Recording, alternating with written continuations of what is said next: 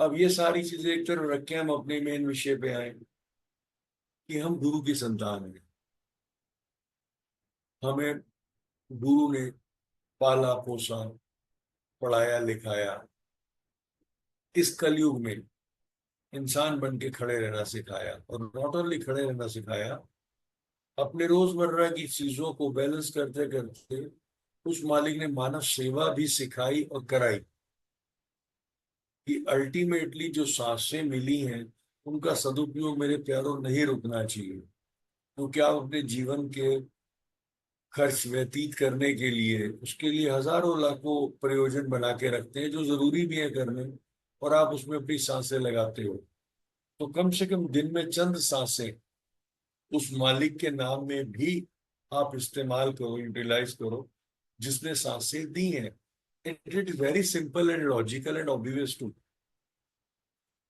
तो बात घूम के कहीं पे भी आप कोई भी नॉलेज लें, क्योंकि तीन लोग में नॉलेज है, अगर आप सब जितने बैठे हैं, सब नॉलेज का भंडार है, सब कुछ आपके अंदर है।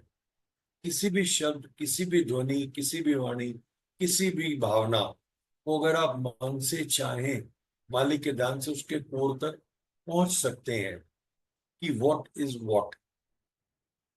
पर प्रोवाइडेड कि उसका लक्ष्य हो। जैसे अगर मुझे स्कूल में पढ़ना है तो मैं विद्यालयों के फॉर्म भरता हूँ जाके, मैं किसी शोरूम में पैंट शर्ट का नाप देने नहीं जाता। और अगर मुझे कहीं खाना खाना है तो मैं ढाबा या रेस्टोरेंट की तरफ अग्रसर होता हूँ। मैं सब्जी मंडी में टमाटर आलू खरीदने नहीं जाता। It is simple.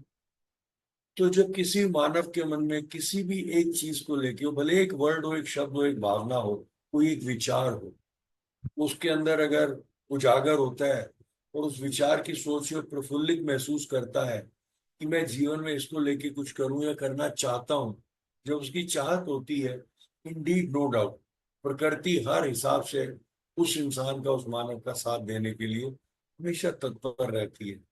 तो फिर उस विषय को लेकर आप अपने साथ बैठकर, उस मालिक की दया तो भरपूर है, उसके ध्यान से आप उसकी गहराई तक जा सकते हैं, ताकि जितना अच्छा आप एक्सप्लोर कर सकें, जितना अच्छा आप अपनी नॉलेज को, जो आपकी चाहत है, उसके लिए इस्तेमाल कर सकें। तो भंडार आप स्वयं खुद है, आपके पास सब कुछ है, कुछ ऐसा नहीं है जो आपके पास नहीं।